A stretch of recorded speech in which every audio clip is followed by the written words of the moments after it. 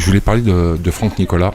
Je ne sais pas si tu as entendu un petit peu Bien entendu, oui. les news. Alors pour ceux qui ne sont pas au courant, je vais résumer très très vite. Ça concerne le statut d'intermittent du spectacle et Franck Nicolas se retrouve avec une astreinte de la part des Assédiques de 2 années de rétroactif de remboursement. Et moi, je voulais proposer une lecture un petit peu différente, très très rapidement de la situation, parce que là, on parle d'indépendance, de création, etc. et tout. Il y a beaucoup de thèmes qui sont abordés un petit peu en vrac, malheureusement, dans certains articles. Je voulais déjà avoir ton point de vue sur la situation et sur le combat qui mène. Alors, mon point de vue, c'est... je pense à plusieurs choses, hein, mais je vais me retenir de tout étaler là, puisque ça va prendre à peu près quelques heures. Je ne pense pas qu'on les ait. Non, je pense que c'est la manifestation, en fait, cette grève de la faim et le message de Franck, c'est la manifestation d'une grande détresse. Voilà. Donc... déjà, rien que ça on devrait tous s'interroger. Qu'est-ce qui peut conduire un homme qui n'est pas tout jeune, hein, c'est pas un acte de jeunesse on peut retrouver. C'est un acte réfléchi, c'est un acte qui arrive après de longues années de travail, de métier. Qu'est-ce qui peut pousser un homme à faire ça, quoi. Voilà, moi c'est mon interrogation. Et c'est aussi révélateur, cette grève de la faim est assez révélatrice d'une scission, en quelque sorte, hein, entre les pros, ceux qui soutiennent Franck Nicolas et ceux qui ne le soutiennent pas. Moi, j'ai mis des réserves par rapport à certaines choses dans ce combat qu'il mène. Mais je m'interroge vraiment sur cette souffrance et on ne peut pas ne pas la voir. On ne peut pas ne pas la voir et elle existe réellement, quoi. D'accord, parce que je suis allé faire quelques petites recherches. Il y a une carte grise qui a été publiée il y a 2 ans à peu près sur les festivals. Donc je voulais mettre en abîme ce point très précis de la situation des festivals avec les budgets qui sont régulièrement coupés. Et on sait très bien que lorsqu'on coupe un budget à un festival, le seul moyen pour ce festival de survivre est de taper dans le très très large au niveau du public. C'est-à-dire qu'on va prendre des groupes de rap, on va prendre des groupes qui sont très très populaires. Déjà que le jazz, le théâtre, parce que le théâtre est visé aussi par les réductions de budget, le jazz était déjà très très malmené. Absolument. Et c'est là que je diffère sur l'argument qui est utilisé par Franck Nicolas. Oui, alors effectivement, ça peut effectivement paraître manquer de clarté et quand on disait qu'on parle à peu près de tout et de rien, mais il faut vraiment distinguer. Moi, j'ai beaucoup d'amis, alors je sais qu'il y a des gens qui vont se retourner en disant pourquoi tu dis ça, mais tu te trompes, tu mélanges tout. J'ai beaucoup d'amis, j'habite ici depuis plus de 25 ans maintenant.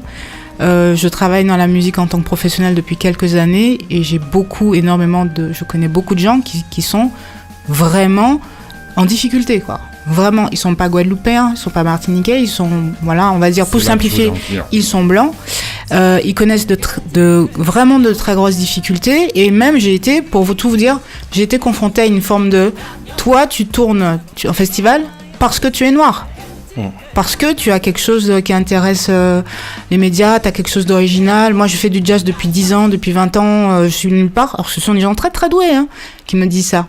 Donc, voilà. Après, c'est pour ça qu'il faut faire aussi très, très attention dans le message qu'on veut faire passer. Mais les festivals, et encore une fois, je pense qu'on est dans une industrie. Moi, je ne me suis pas exprimée sur Franck Nicolas, mais simplement... Je pense c'est pas très clair en fait. Et c'est pour ça qu'on est divisé là-dessus, sur ce sujet-là. Les festivals, on est dans une industrie en fait. Ça, c'est hyper important. Dans une industrie, sur un territoire qui est l'Hexagone français. Nous, si on défend une musique qui est une musique guadeloupéenne, je parle de ce que je connais, qui est une musique d'un territoire qui a des milliers de kilomètres d'un hexagone, c'est compliqué d'entrer sur ce territoire si on n'a pas les outils pour pénétrer ce marché. Les outils, c'est quoi ? C'est une visibilité incroyable, c'est des centaines de milliers de vues, c'est pas 1000 vues. Franck Nicolas, il a 1000 vues sur ses... Je suis allée regarder. Moi, je connais Franck Nicolas depuis longtemps. C'est quelqu'un... Je comprends sa démarche. J'adhère à ses démarches, en plus, d'utiliser... de se baser sur nos ressources, d'utiliser nos bâtons, pour avancer, pour monter le morne, voilà, pour reprendre un proverbe guadeloupéen. Mais il faut voir ce qu'il y a en face. En face, il y a une industrie puissante qui veut faire de l'argent. Il n'y a pas une industrie qui est là pour faire du caritatif, quoi. C'est-à-dire que d'abord, tu remplis ta salle, et ensuite, s'il te reste peut-être une place pour 2 ou 3 artistes, tu vas aller puiser dans tes potes, dans tes copains, et tu vas pas faire tu vas pas aller chercher, les gens. Et ça, c'est implacable. L'argent, ça a toujours été le moteur. Les femmes, le fric, donc le cul, le fric, quoi. Je veux dire, il faut être réaliste. Et donc, il faut, à mon sens, se rendre bien compte que si on interdisait à Franck Nicolas de faire de la musique en Guadeloupe, Là, il y aurait un vrai sujet, quoi. Alors, mais même regarde, attends, excuse-moi, je te coupe rapidement, Manu. On avait le même débat par rapport au rêve français. C'est-à-dire que quand tu regardes le rêve français, il y avait cette polémique sur le fait qu'il n'y ait pas assez d'acteurs, les acteurs principaux ne soient pas des Antillais. Mais c'est la même chose. C'est-à-dire qu'à un moment donné, tu viens à France 2, tu as besoin d'un certain budget parce que le budget du film, il est conséquent. Parce qu'il y a beaucoup de plans qui sont tournés entre la Guadeloupe et la France. Il y a des costumes de fou, un décor de fou, etc. Et au bout du compte, s'il n'y a pas Aïssa Maïga, qui n'a pas le vrai premier rôle en plus, s'il n'y a pas Aïssa Maïga dans le film ne se fait pas. Alors, justement, par rapport à ça, je voulais rebondir aussi sur la conclusion qu'offre, et parce que, attention, pour les gens qui aiment le clivant, on propose une autre lecture de cet événement. On n'est pas là pour critiquer Franck Nicolas dans sa démarche et tout. Mais moi, il y a quelque chose qui m'inquiète un petit peu, qu'il a proposé en conclusion, qui est le quota.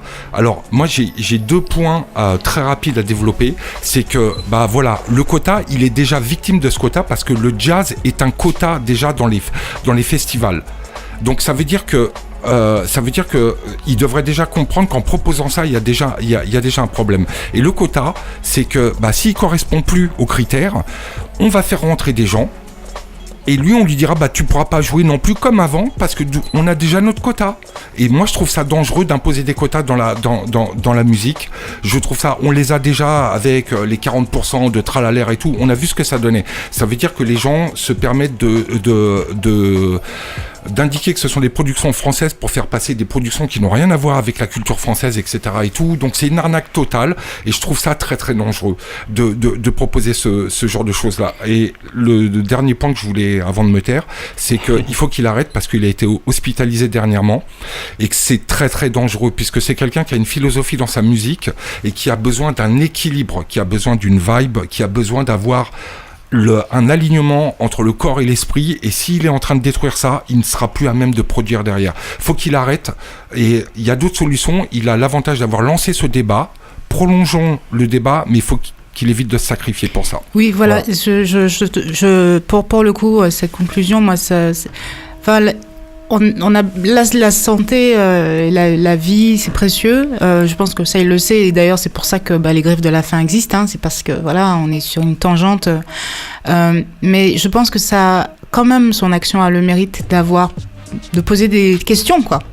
Voilà, on veut faire de la musique, parler de nos sources. Moi, par exemple, sur TSF, j'ai jamais entendu de langue régionale autre, que corse et créole, on va dire, de Guadeloupe-Martinique. J'ai pas entendu d'autres langues régionales sur des, on entend très peu, quoi. Ouais. Donc il y a des choses qui sont là, on est encore en mouvement, il y a tellement de choses à construire qui se construisent. On a un pays qui est magnifique, moi je parle de la Guadeloupe. Il y a un monde aussi, il y a une planète. Je veux dire, la France, c'est pas le centre du monde. Donc, comment est-ce qu'on fait pour s'exprimer en dehors de ce petit territoire ? C'est très petit, la Guadeloupe. C'est-à-dire que tu as fait 2 dates, tu as tourné de la Guadeloupe, ça t'a fait 3 dates, tu as tourné pour 1 an, quoi. Donc, comment tu fais pour aller parler, pour t'exprimer et faire connaître ta musique en dehors de ton île ? Mais le marché, c'est pas la France, c'est pas l'Hexagone, quoi. Et même, faut surtout pas que ce soit l'Hexagone. j'ai envie de dire, faut surtout pas que ce soit ça l'objectif. Mais déjà, le problème, c'est, est-il programmé à Marie-Galante? Bon, voilà, c'est juste une question qui appelle pas de réponse parce que de toute façon, on l'a. Et je voulais préciser aussi que c'est une grève de la faim, pas la Claudicière qui mange des chips quand il n'y a plus les Arrête là, ça y est, je suis Claudicière, on t'a grillé, reste Claudicière, tranquille. Ah, c'est pas possible. Je te laisserai jamais tranquille pour ce problème. Tu t'es mis tout seul dans la merde, t'as fait une grève de la faim. Et derrière, tu mangeais des chips. On t'a grillé. Laisse Claudicière tranquille. Ah, mais c'est pas possible ça. Ah, l'homme d'or ici, on le voit pas, mais moi, on voit ma tête. Hein. Non, je rigole. Non, il n'y a pas de souci avec Claudicière. Et puis laisse-le tranquille. Ah, c'est pas possible. Et puis Claudicière, c'est un sacré truc de fou, hein, parce que quand il avait pris la radio, l'ancien propriétaire avait fait une grève de la faim. Lui, il a fait une grève de la faim par la suite. Enfin bref, moi j'aime bien l'idée des quotas. Ça sonne bien. Ça surtout. Attends. J'ai pas dit que pour ce cas-là, je voulais les quotas dans le jazz, mais l'idée des quotas, il y a pour la représentativité, surtout à la téloche, tu vois, ou un truc un peu dans ce genre-là, je suis un peu tenté, tu vois, ça c'est un truc qui sonne bien à mes oreilles. Je suis que pour les quotas pour les concerts de Grégory Priva où il faudrait qu'il accepte des mecs aussi, parce qu'il y a trop de meufs à ses concerts, on peut pas aller l'entendre. Que veux-tu Donc, on va lancer une pétition alors. En attendant, si vous pouvez pas aller au concert de Grégory Priva, vous pourrez aller le 25 mai, vendredi 25 mai au festival Héritage pour sa 4e édition.